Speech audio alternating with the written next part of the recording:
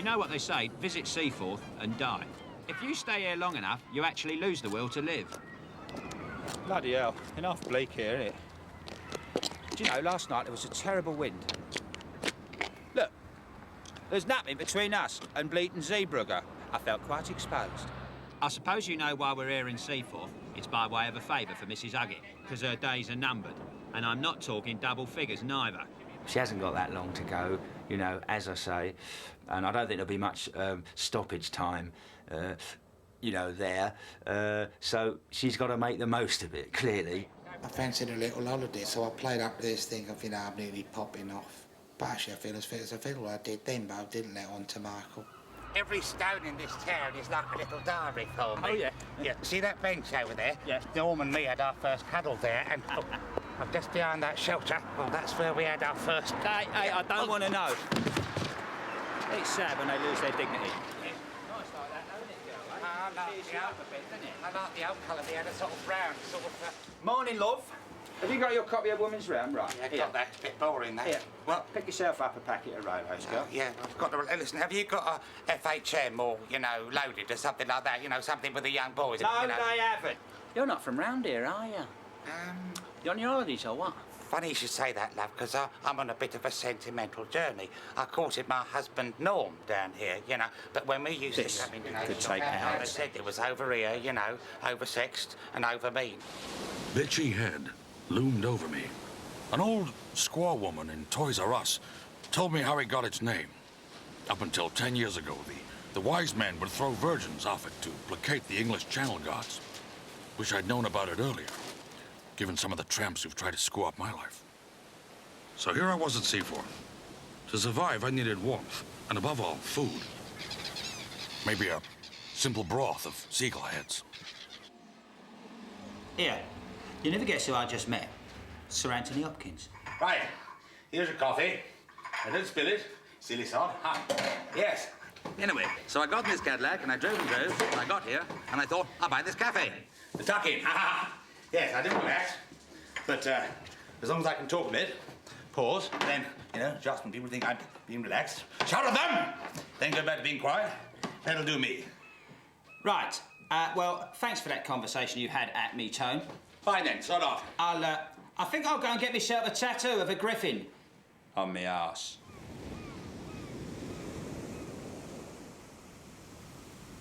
Seaforth's got this pier at the end of which, in my day, by which I mean my youth, there was this dance hall.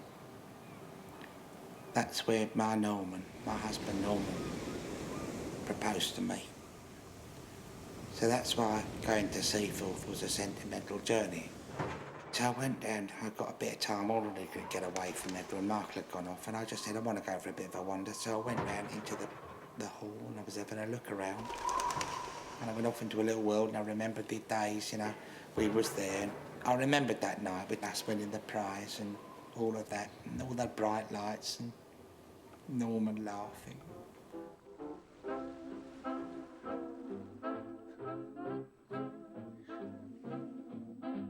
Norman. Come on, love, it's our turn now. Norm, this will always be our dance, won't it? You dance like an angel. Only in your arms, Norm. We're the best, girl. Poetry and motion. How can they fail to spot our brilliance? You know I'm only good at this dance because I love you, don't you? I quite like you as well. In fact, I might even think about asking you a question. Really? What question's that, Norman? Thank you, ladies and gentlemen. And thanks to the contestants for the London and South East Ballroom Dancing Championships. Anyway, while the judges make their very difficult decision... Funny thing, we met this young comic there. It was ever so funny, ever so nice. Tommy Cooper. My wife, she tried to commit suicide by jumping out the window, but I couldn't get it open. I went to the doctor's the other day. He said, hello, Tommy. He said, I haven't seen you for a long time. I said, no, I've been ill. I said to my wife, I said, I'm homesick. She said, this is your home. I said, I'm sick of it. I thought he was ever so funny, he was lovely. And all the rest of them, they were all long faces. I'll fucking die. A nice try there from young Tom Coopfield. Yeah, because they'd all been laughing their heads off at this right pair of boring bastards called Birch and Willow. Just because they've been in the wireless, they thought they owned the place. There's a walking bit down there.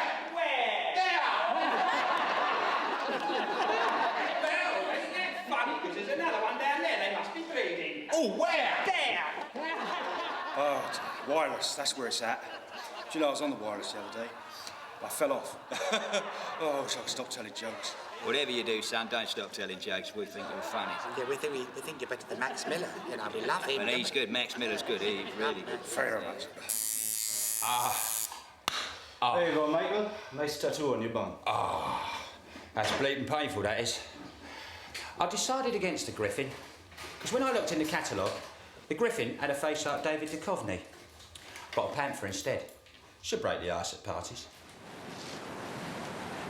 Oh, Jiminy. Oh. Well, Lan. Shit, I thought you was in the Laughing Academy. What are you doing, Mr. Patagonia? Huh?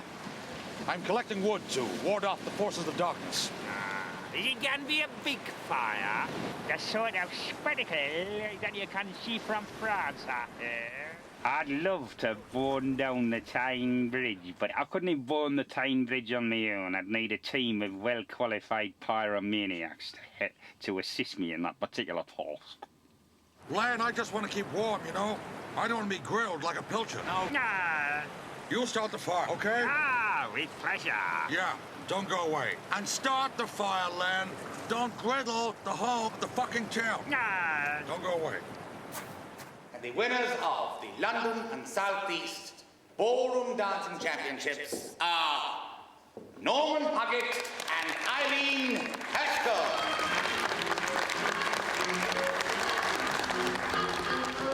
You know what I think, Noel? What? You're Clark Gable. Yeah? And I'm Vivian. Oh, how charming. I heard Mrs. Huggett talking about her husband Norm, who left her years ago and deserted her. I blame him for gunning. I dare blame him for gunning. Even though I didn't know the real circumstances, I've decided to be judge and jury on the matter. Hey, tell you what, you all right there? Hello. I was just taking a little skip down memory lane to the past golden days of my youth. Memories, eh? They can be good if they're nice ones, but pretty bad if they're not so good. I know you. You're the sportsman on TV. You're Des Lynam, ain't you? Could be. Never know your luck. Hey, do you fancy a bit of fun? I could take you to paradise for a price. What are you trying to say? Service. Hello.